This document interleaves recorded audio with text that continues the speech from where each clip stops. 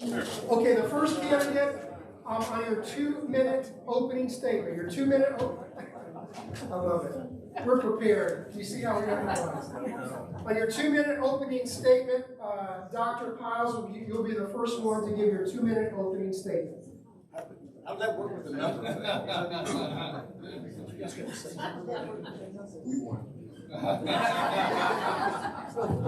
Also, you'll need to use the microphone. Please use the microphone because people will not be able to hear you. Stand up. No, I'd be more comfortable. Anyone have any questions about the golf swing? I'm just more comfortable doing that. Time starting now. Dr. Stephen Piles. I've been in Ocala, Florida for this is my 38th year. Arrived here in 1986. I was recruited by Monroe Regional Medical Center to head up the Department of Anesthesia. Before that, I was a graduate at Marshall University, graduated, got my nursing degree from Marshall, got a bachelor's degree from Marshall, and eventually got my medical degree from Marshall University. I attended Cleveland Clinic for a couple of years, did my nurse anesthesia training. I attended the University of Chicago, where I learned respiratory therapy and eventually opened a respiratory therapy school. I had a medical supply business that I sold after I got my bachelor's degree so I could pay for my medical school, and so paid for my medical school. Had the money from my medical school in advance. Graduated from medical school in 1981, did a year of surgery, and then transferred to the University of Florida, where I did anesthesia training for a second time, this time as a physician, so a nurse. Was the chief resident of 60 residents we had at the University of Florida, and when I finished that program, then came to Ocala, up to Monroe to head up the anesthesia department. The 10 years I was at the Monroe Regional Medical Center, I served on the hospital board. We created one of the first 4 pain programs in the entire state of Florida. Our pain program is known not only nationally, but also internationally. Out of those things, served on the board at the Monroe Regional Medical Center for 4 years. I was a trustee, and I'm here to serve you. And what I want to do is change some legislation, particularly related to medical issues in Tallahassee. There's only one doctor up there in a year, Dr. Joel Redmond. He says, "Steve, please get up here and help me. We desperately need somebody." We have 160 legislators. We have one doctor. There's 5 committees addressing medical issues right now. I can only get on one of those committees. We need another doctor in the House. Thank you. Time.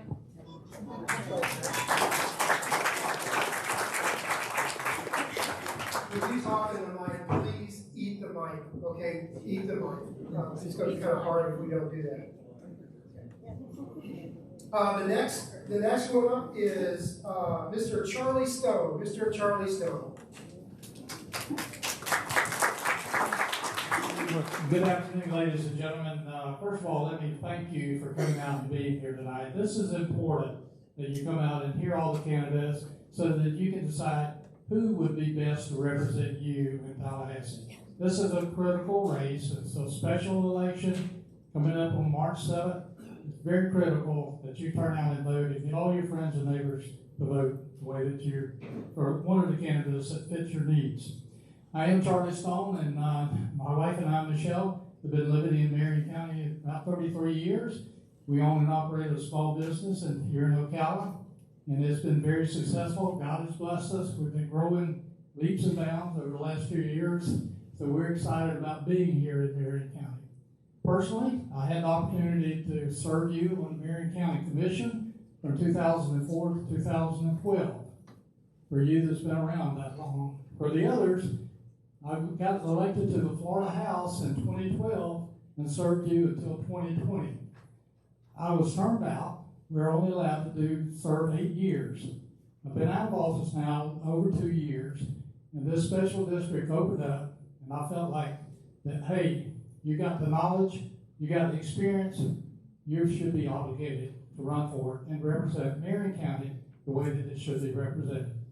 So I'm here to answer any questions, talk to you about my campaign, let you know what I've done for you in the past, and tell you what I can do for you in the future. So by all means, ask good questions. Thank you for being here again.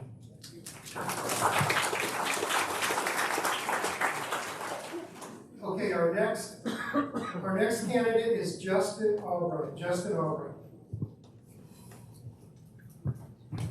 Good evening, folks. Good evening. My name is Justin Albright, and I am running for Florida House 24 with the rest of these gentlemen up here. A little bit about myself. I have been in Marion County my whole life, a lifelong resident. I grew up in the south end of the county down in Wearsdale.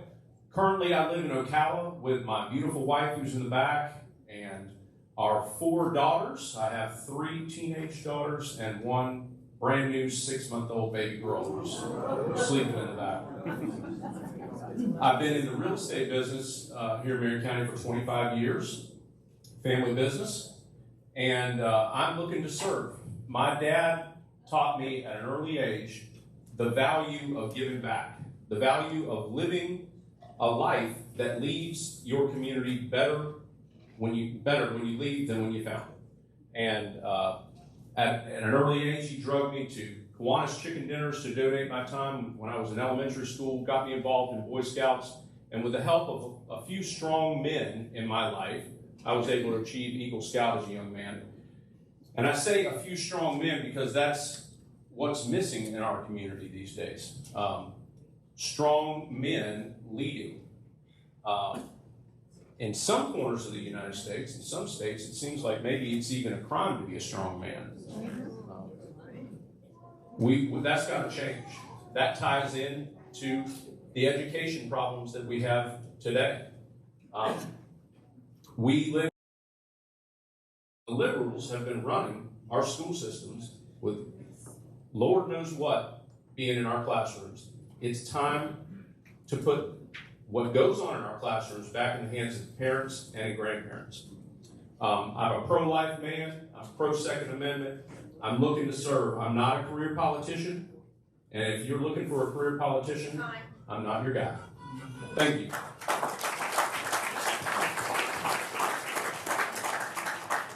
Okay, our next candidate is Marion Chamberlin. Marion Chamberlin. Hello everyone, I'm Marion Chamberlin. I'm proud to be here tonight, proud to be a part of the REC, and really the only candidate here that's a member of the REC, so I'm excited to be addressing a group that I'm with every single month. But I'm 48 years old. I've lived 38 years of those right here in Ocala, and I've attended the church in Bellevue, Florida for 36 of those years, where I've served 30 of those years as a full-time pianist.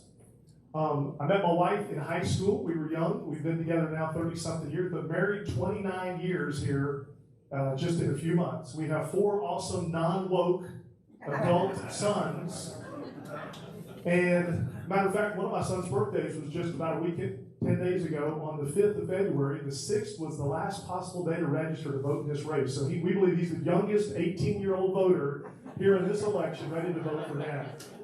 We also have a young lady who's 7 years old that we have been able to part-time foster several hundred days a year since she's been 8 months. She's with us tonight. She wanted me to mention her name. Her name is Zoe. So you can say hi to Zoe.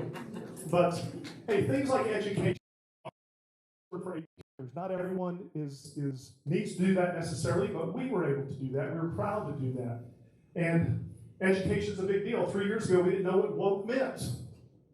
Now things like transgenders in sports and things like drag queen story hour, it has to go, right? It has to go. And Ron DeSantis is ready to help. He's making it go, but we've got to get some legislatures up there willing to fight. I'm willing to fight as a businessman and entrepreneur. My wife and I have built businesses for the past 30 years. We're involved in conservative movement for many of those. I mean, really, our whole adult lives we've been involved in. We're ready to go serve you in Tallahassee. Vote Marion Chamberlin, March 7th. God bless. And our next candidate is Jose Juarez. Good evening. So my name is Jose Juarez. I was not born here. I was born in Cuba in 1963. We immigrated here in 1968. I can tell you that, nobody knows what it's like to lose their freedoms the way my family lost their freedoms. Nobody understands exactly when we talk about the First Amendment and Second Amendment how it works.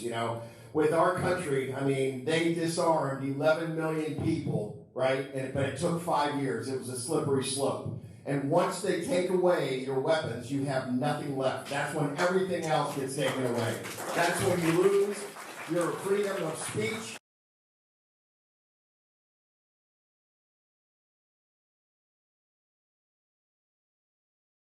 people that can't revolt because of that reason. We were fortunate enough to come to the United States in 1968. We immigrated here. So I know what the government cheese looks like, and I know what programs are like, because with their assistance programs, we actually lived on them for probably 6-7 months. My parents, by 1974, built a home. This country is still that great country if you're willing to work. No job is beneath you. That's what was taught to me. I met my beautiful wife, Kelly, in Tallahassee. My family ended up moving to Florida in 1975. We met in Tallahassee. She brought me to Ocala. I've lived here for 40 years. I've raised 2 kids, 4 grandkids here in Ocala. I started a business about 20 years ago, Victory Solutions. That's in the motorcycle industry. I won a national grilling contest about 5 years ago, and I started a barbecue and sauce company. So I want to be able to serve you and take my business experience and actually get it to work in Tallahassee for you. Thank you so much for coming here.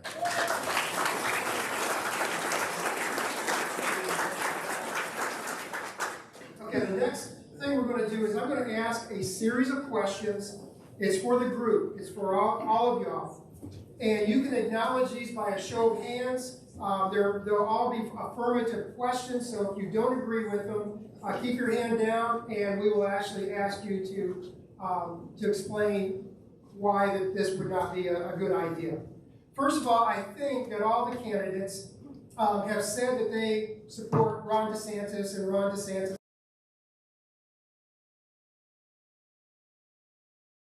Okay. Also, is there a show of hands of pro-life? I'm going to define pro-life because it gets gray sometimes when people define pro-life. But pro-life basically is from conception to natural death. If you're in agreement with being pro-life with that definition, can I see your hands? Okay, excellent. If you are and I'm going to say constitutional carry, and I'm going to leave that gray because there's all kinds of definitions of constitutional carry right now. So if you are a constitutional, if you support constitutional carry, can I see your hands? Okay.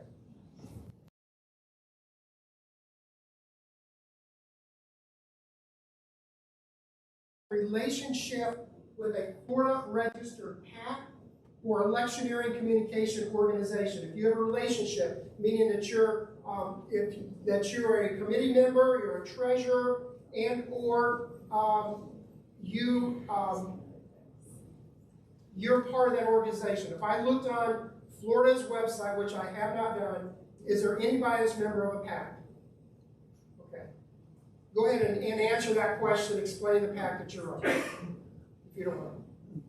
Yeah, I don't mind. I formed a PAC, gosh, I don't know, 15 years ago, maybe. I don't even remember how many years I've had my PAC. My PAC was formed to help inform voters of other candidates. I've traveled throughout the state of Florida, helping good Republicans win primaries and win general elections. So my PAC is for that purpose. Okay. That's the name of it. I'm sorry. But Randy asked the question. Yeah. He wants to know, I don't know. We can find that out. He just acknowledged he has PAC, and I just wanted to know that. Next question is, can I get a show of hands of anybody that has been endorsed by Governor DeSantis, that has been endorsed by Governor DeSantis for District 24? For District 24, is there a show of hands? Anybody that's been endorsed by Governor DeSantis?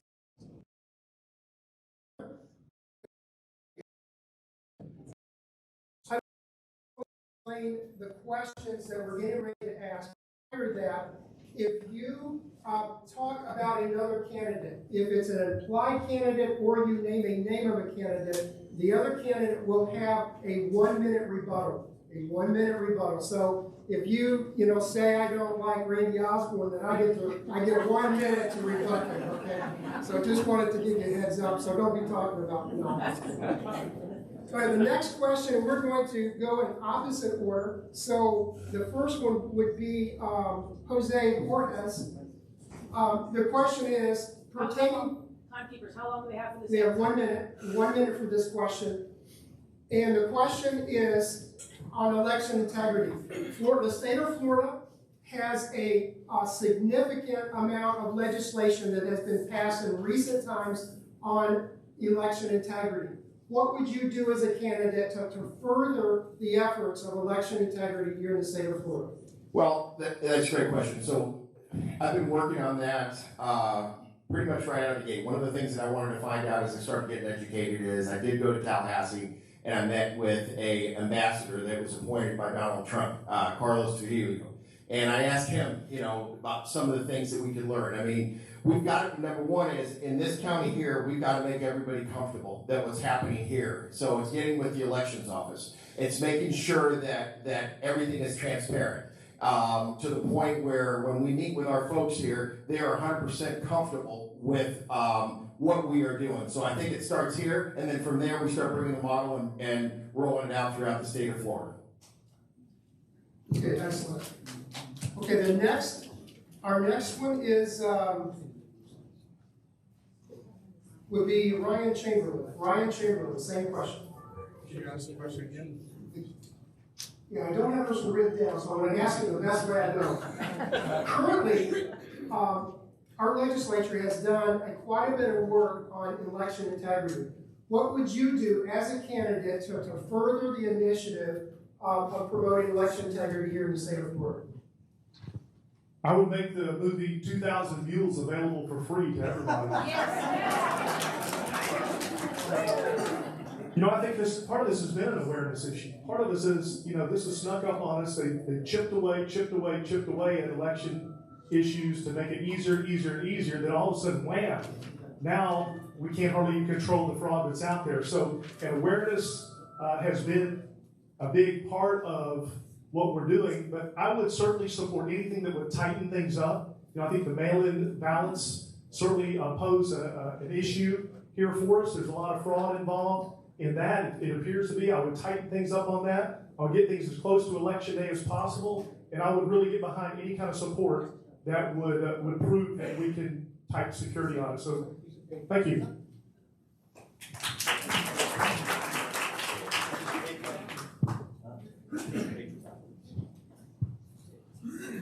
Okay, Justin Albright, same question. Yeah, 1 minute. So all hands on deck, right? That's the solution. One guy with one idea heading to Tallahassee, probably not the best solution. My solution is you guys.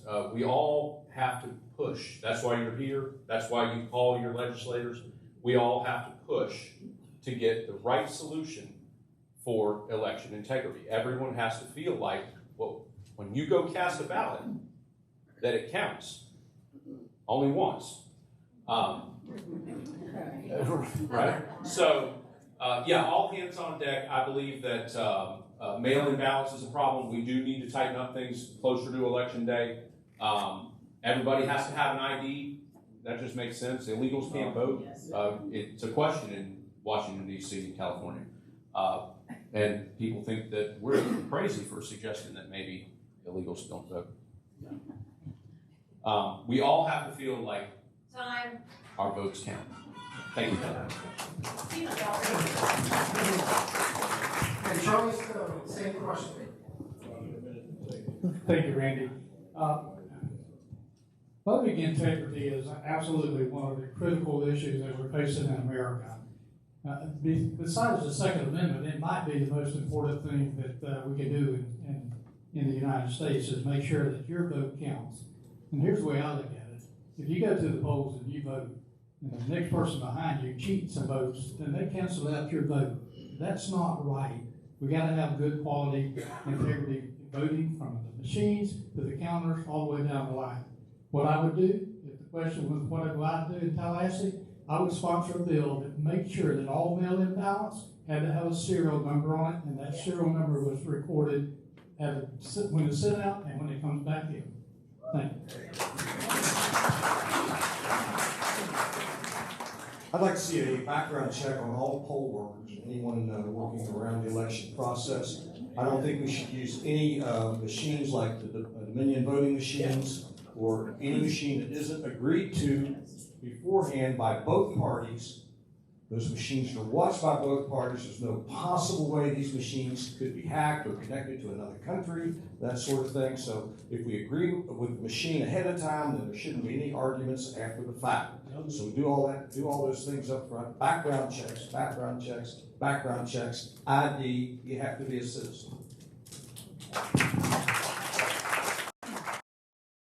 Alphabet order, so I'll start with Justin Albright first, and then we'll go right down the table in line. These are individual questions. These are not questions of general questions that I've just asked y'all. They're also, I want y'all to understand that these are tough questions. These are not questions that are policy questions. They're questions that have been addressed in some way, shape, or form in this campaign. So I want you to understand that they're not gotcha questions. And as my dad says, I don't have a dog in this hunt. I'm 50 feet from being able to vote for y'all. 50 feet. Maybe you can change that next election cycle. So this first question is for Justin Albright. Justin, earlier this month, Governor DeSantis unveiled the state's $14.7 billion proposed budget. The legislature is responsible for managing the state's finances through budget approval process. You were named in a mailer that indicated that you had some financial challenges. Can you explain those issues and how you've overcome those issues that would make you equipped to represent your constituents regarding the finances of the state of Florida? So, first of all, smear mailers are smear mailers. Negative mailers are negative mailers. A lot of the information in that mailer, just not true. Talk to people that I do business with. My cell phone, I'll gladly pass out to people that I do business with. You'll have no problem calling them and verifying. My campaign never sent out a negative mailer. Career politicians and negative campaigning, that's a thing of the past. It's time to move forward. We need to move forward with positive campaigns. And let me be clear, if you, as a campaign, have to resort to negative campaigning or associate yourself with PACs that send out mailers on behalf of you, then you have no business in Tallahassee representing the good folks of this Marion County.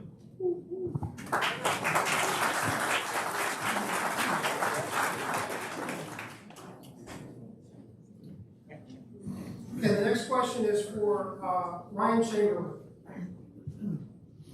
In one of your mailers, in one of your tax plans, one of your points was, I believe it was free property tax for seniors. I checked around with a few property appraisers and tax collectors to see how that would actually work. And what I found out is 54% of Marion County homesteaders are 65 plus. I have not yet got into that range, but I was getting excited over that mail. Marion County was 54% 65 plus, 73% Sumter County 65 plus. And since Florida does not have a state income tax, these property taxes are a significant stream to fund the state and local governments, as well as emergency services and also schools. By removing this tax for seniors, somebody else would have to make up the virtually billions of dollars in the shortfall. And as a Republican, I have a twofold question. By removing a tax in one class and impose it on another, is that not socialism? And then secondly is, where are you going to get the $1 billion in the shortfall? Great question.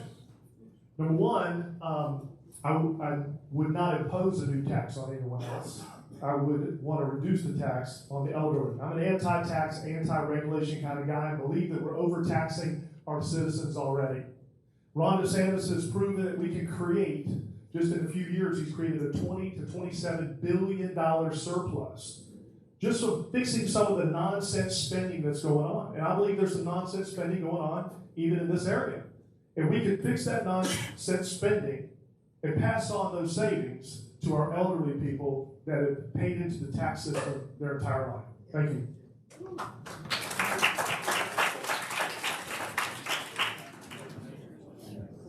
Next question is for Jose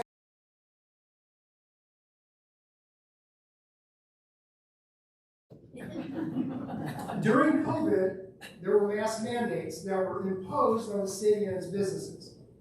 Do you believe a local community has the authority to decide what's best for their community? And as a legislator, how would you handle vaccine and/or mask mandates in the future? Well, yes, I do own a business here in the city, and as far as a business owner, in my opinion, has the right to dictate what happens in that business when you go into the business, all right? Two, as far as vaccine mandates, if an individual wants to get the vaccine, they're welcome to get it. But we should never impose a vaccine on anybody under any circumstances.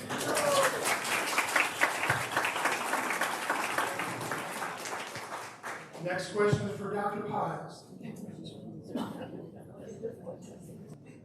Dr. Piles, you're a medical doctor and a pain management specialist. Recently, you were accused of running a pill mill. Only in this room. Actually, an empty chair was accused. If this was not live streamed, we'd have a conversation about that later. Can you explain what a pill mill is and elaborate on, do you run a pill mill? I'm speechless. Not really. No, I do not and never have owned a pill mill. I can tell you that I'm very proud of the reputation that I have in this community as a pain management physician. If I have a reputation of anything that comes to regarding dispensing, not dispensing, but prescribing opioid medications, I am very strict, very stringent, and very low dose with respect to that type of thing. So how do you recognize a pill mill? There's not too many around. There used to be quite a bit. What a pill mill is a place where they often will hire physicians who are retired or someone who has a medical license, hasn't been practicing for a while, and they'll get them in, bring them out of retirement, put them in a chair, give them $100,000 a year, just sit here and sign these prescriptions. We used to have a bus here in Ocala where they load the people up, put them on the bus, say, when you get back with your with your pills, you're going to go down to Tampa, you're going to go down there on the bus, you're going to get out, you're going to walk in, the guy's going to write you whatever you want, you're going to come back to Ocala, and get those prescriptions filled, and then we're going to pay you, and off you go. And people did that to make money. That ran for years until law enforcement busted that place. That's a pill mill. But people, you can tell a pill mill several ways. You go to the parking lot, and you see different license plates in the parking lot. You go by the place all hours of the day and night. The place is open. Also, you'll see security guards standing outside the door. Those are, you can police and law enforcement know how to identify pill mills. They're not hard to identify at all. There's none in Ocala. I know there are people that overprescribe in Ocala, 100%. I can tell you just within the last month, there were 3 pain practices in Ocala that were rated by the DEA. Just walked in right away and had they were prescribing. Wasn't my practice, never will be, never has been.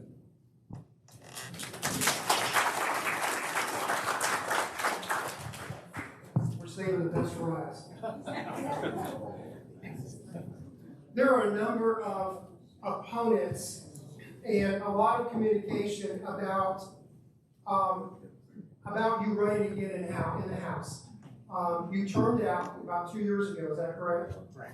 And there's a lot of questions about, running again. And here's the question I have: is how do you justify running again?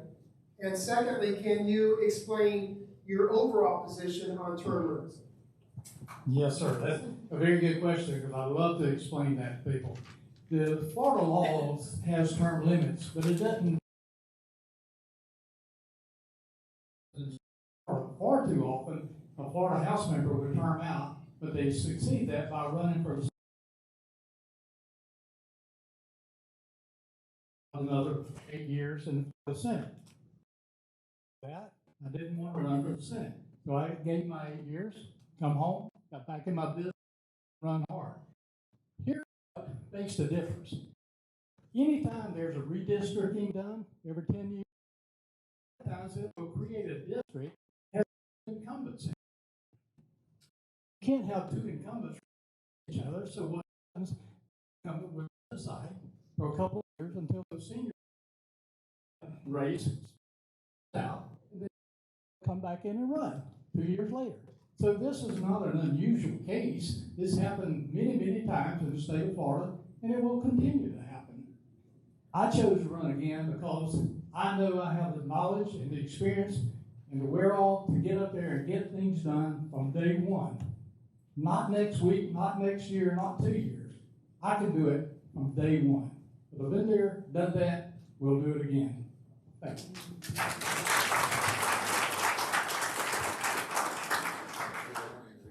Okay, we only have one more hard question for you, okay? So just bear with it. This one is for Justin Albright. Justin, I recognize your last name. Does anybody recognize that last name? Yes. According to Politico, there was a suggestion that you were writing your family name. Now, Politico is not what I would most pieces of literature, as I might call them. But they suggested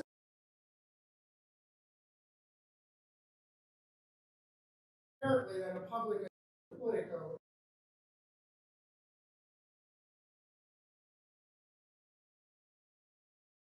the audience your perspective on number one, are you running on your name, and secondly, what would give you an advantage beyond your name? Does that make sense? That makes total sense. Very, very good question. Listen, I've been a lifelong Marion County resident. I've done lots of things as a professional man. I've been involved in all the way back to, I think I got on the Marion County Board of Adjustments before I could buy a liquor drink at a bar, honestly. So I've been involved all the way back, Marion County Board of Adjustments, City of Ocala Planning and Zoning, and served 7 years on the Marion Sewer and Water.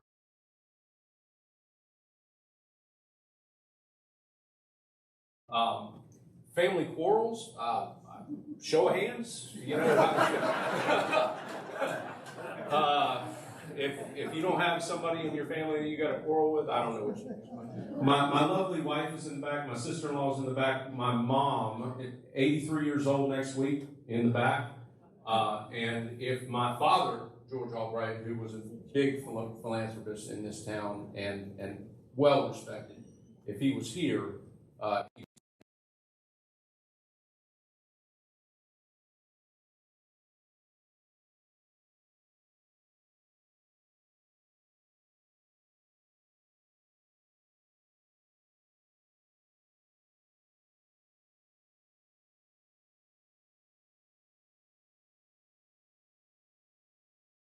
before the question is long.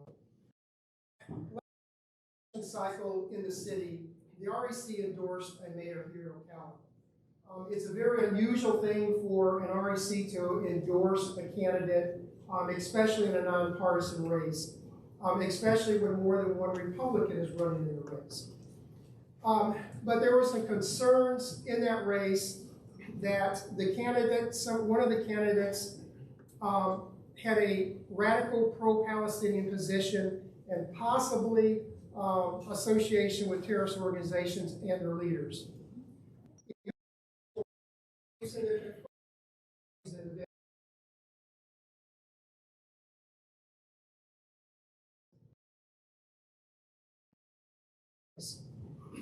There's a significant amount of donations that has come in from your campaign consultants and their subsidiaries, and quite honestly, that's unusual. I've run nearly 100 campaigns, and I think I've given to one candidate, and it was in a weak moment of my life. Normally, a campaign pays a consultant money. Can you explain where the money came from and your position on BDS movement? And I'm going to explain what BDS movement is. It's called Boycott, Divestment, Sanctions. And it's a movement that works to end international support for Israel's oppression of Palestinians and pressure Israel to comply with international law. Could you repeat that question? I knew that was coming. Listen, I will be confident with what I'm about to say here. I am the most pro-Israel candidate in this race. Thank you. I'm going to say that because my younger brother, who I love very much, 13 months younger, we grew up together, became an archaeologist and moved to Israel about 20 years ago.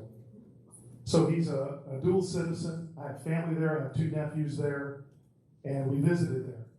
There's no one more pro-Israel than Ryan Chamberlin, and I'm proud to say that.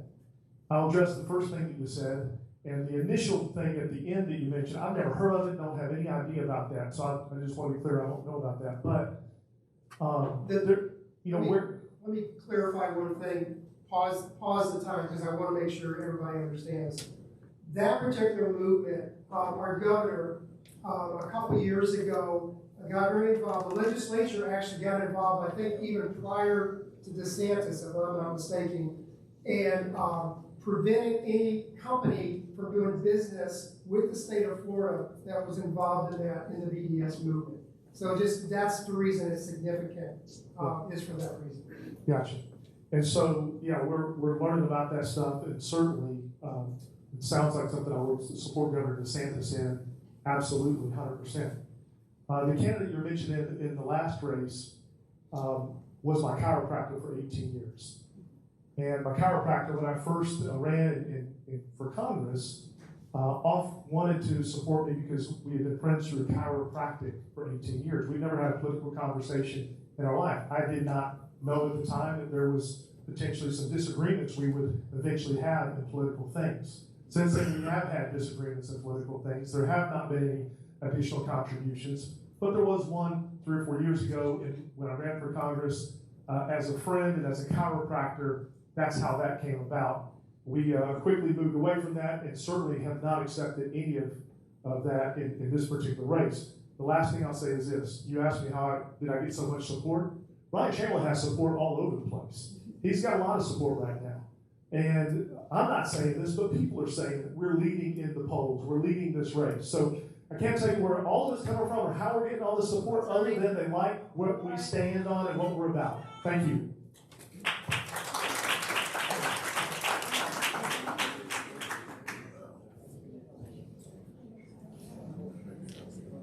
Next question is for Jose. Jose,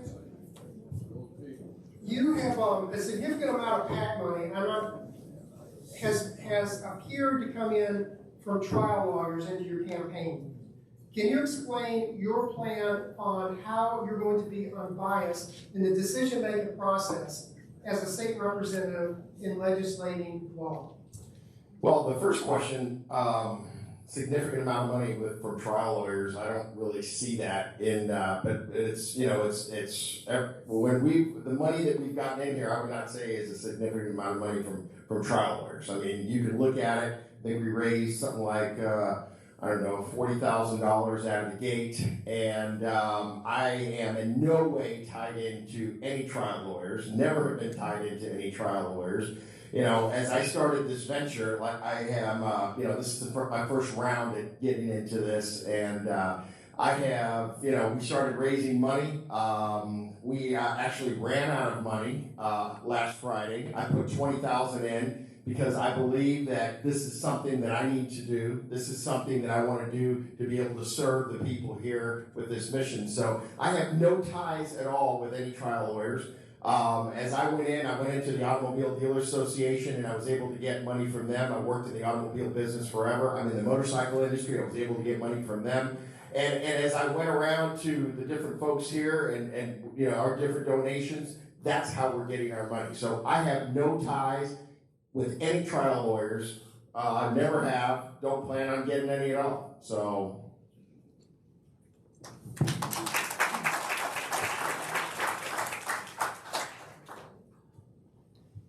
Dr. Piles, I'm going to ask you kind of the same question. You're a medical doctor, and there's a lot of money that comes in. I'm making a general statement, not necessarily on you. There's a lot of money comes in for campaigns from trial lawyers and from the medical community. So my question to you is pretty much the same question. Is how do you plan on being unbiased in the decision-making process as a state representative when you're in legislative session and you have AMA, medical marijuana? I'm still not off that pill yet. I still don't have a bill. American Medical Association or organizations like that are pressuring you because you're the go-to guy because you are a medical doctor? Certainly. Well, it really depends on what they pressure me about. And we have problems. And we have problems in the state of Florida, whether I'm a doctor or not a doctor. The field of medicine is under attack. It seems like everybody wants to be a doctor, but nobody wants to go to school. The new way to get your medical degree is to get you a lobbyist, give him a lot of money, run up to Tallahassee and say, hey, I can do what he can do. Well, I can do what he does. It's like I've never met if you think about any attorney you know a secretary that's worked in that office for any period of time, I'll be at a social gathering and she'll have a drink or two. I can do anything he can do. I write all his briefs. So let's make all the secretaries or attorneys in the state after 2 years, make them all attorneys. You see, that's kind of what they do. We have estheticians now wanting to give anesthesia. There's a ketamine clinic in just about every town with nurses unsupervised giving IV ketamine, which is a general anesthetic. I mean, we have to stop the insanity. So if the AMA comes to me and asks me about that sort of thing, I'll probably already have a bill written up. I mean, we're ready to do this kind of thing. Something needs to stop. You go to any pharmacy, now the pharmacists want to be doctors. I can't get one on the telephone. I've sat on the phone for an hour to get the pharmacist to come to talk to me about a patient. Yeah, it's unbelievable. And I say, well, can they talk to me now? They say, no. I say, why not? Well, they're treating patients. The pharmacists are treating patients now. Now they all think they're doctors. I mean, we have to stop and say, if you want to be a doctor, I understand that. I was a nurse. I wanted to be a doctor. Got my bachelor's degree, went to medical school. And that's the process. And that's what we have to change. There's other problems with insurance. We go on for hours.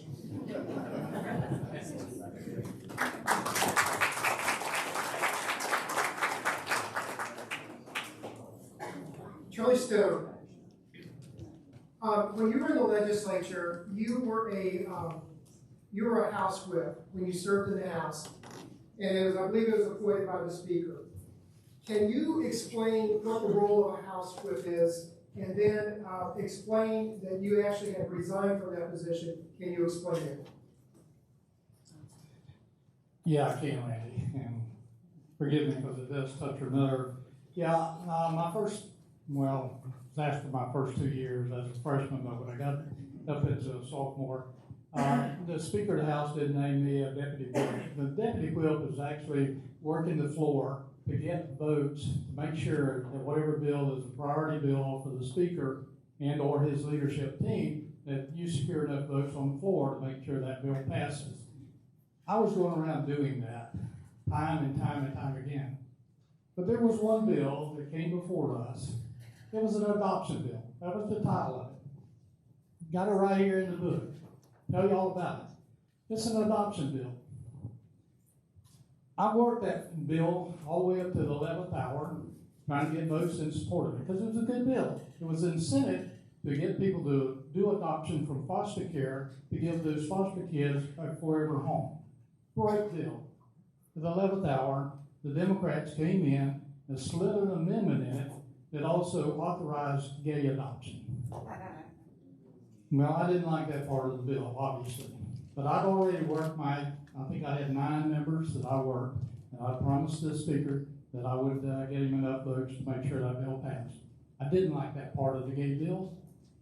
Didn't like it. Gay adoption. Didn't like it. But I was interested enough to make sure these kids have a forever home that I voted for that bill.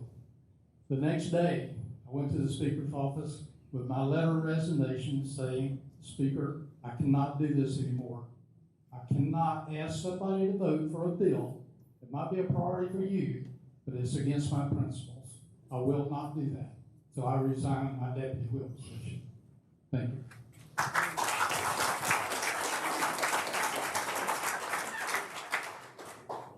Okay, this is our closing statements. You have 1 minute closing statements. And I'm going to go all the way back to Justin Albright. And you'll have 1 minute, and we'll go right down the line again.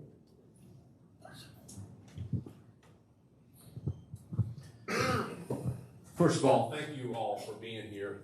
Thank you for moderating the event. It's been a pleasure. Running for this race has been a pleasure. I've learned so much, been involved in so many events, and met so many great patriots like yourself. Like I said before, I'm not a career politician. I'm not a soaring gifted speaker. If you're looking for somebody like that, I'm probably not your guy. I'm just a regular guy. A lot of people ask me, what's your agenda? My agenda is your agenda. When I go out and talk to folks in Marion County, I want to know what they want accomplished. I want to know what issues you have. That's what I want to do. I want to serve. I want to go to Tallahassee, and I want to do a good job to make sure that we are only good for the folks in Miami-Dade or where.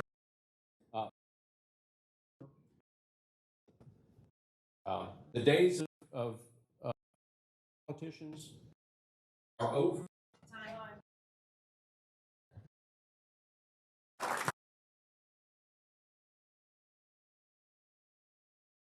It caused major problems coming in. We're giving free college, free health care paid by taxpayer citizens to illegals, and our last legislatures have voted that in. We need to get rid of that. Specifics like, hey, there's only 2 genders. 2. We've got to teach the right things to our kids and address this in our school system. Lastly, I'm proud to say that we're endorsed by people like Ted Yoho, by Benny Johnson from Newsmax. We're endorsed by the FFA. I can give you a whole long list of endorsements, and you can check them out on our Facebook page. But we are a conservative candidate ready to serve you in the Florida House. Vote for us March 7th. We believe Florida is the front runner for the rest of the country, and we've got to keep it that way. God bless.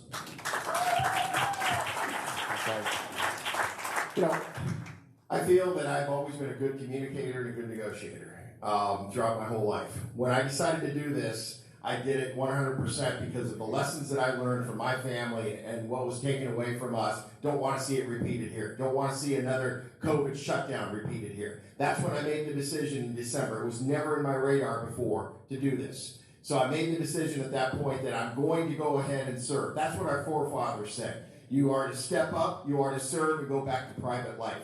And that's what I'm going to do. I will fight for you. Nobody owns me. Nobody will ever own me. I'm a man of integrity, and you can ask anybody, that's who I am. Thank you so much for all the time. Appreciate it.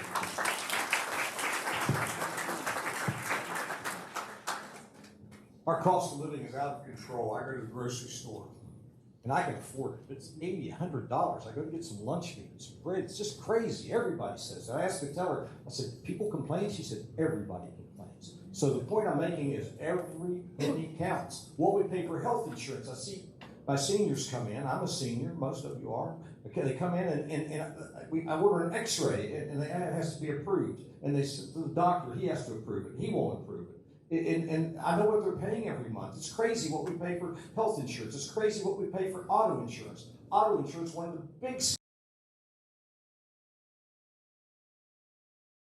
attorney, you see him on TV, he sends you to the chiropractor, you're walking in the door with $10,000, you hand the $10,000 to the chiropractor, pokes around on you a little bit, says, okay, I've done all I can do after 6 weeks, he writes you a letter, says you're crippled for the rest of your life, you take that back to your attorney, next thing you know you're on TV, thank you, Dan.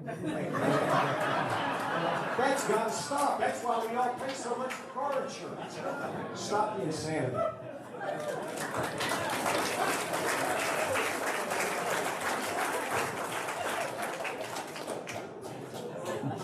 Pretty cool there, Doc. Pretty cool.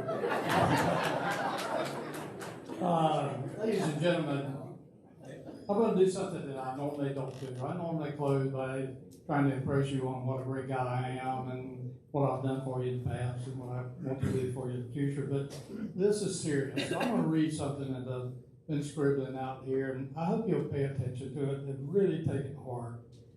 Forgive me because it's a little scribbling here, but I'm going to try to do the best I can with it. I want to say that this isn't a game. It's not a beauty contest. This is about getting our fair share of revenue back to Marion County for our growing county. The only way we get funding for infrastructure, such as roads, schools, and the things like that, come from the county or the state. I'm the only man in this race that knows how to work that system. And it is a system. You don't just walk up there and ask for money. You have to know how to do the system. It doesn't matter how fast the or the learner any of these guys are. And they're good guys. It doesn't matter how fast they can learn. If you don't know the system, you can't get it. I know the system. I can make Marion County strong the way that it should be. Thank you.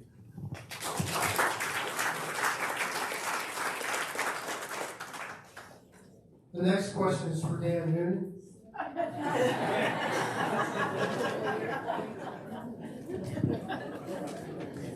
Gentlemen, I really appreciate you answering the tough questions. Folks,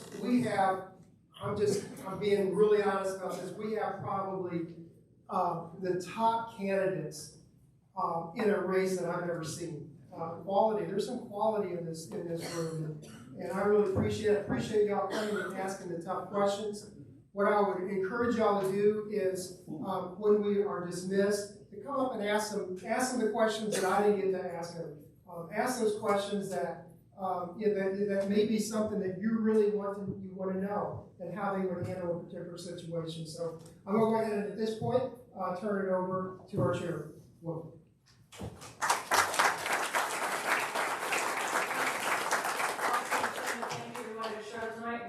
You did a wonderful job. It's tough sitting up here in the hot seat answering these questions because they don't know what the questions are, so it's tough. Again, thank you everybody for coming. Hope you come again next month, third Monday of each month. And again, as soon as we're dismissed, feel free to come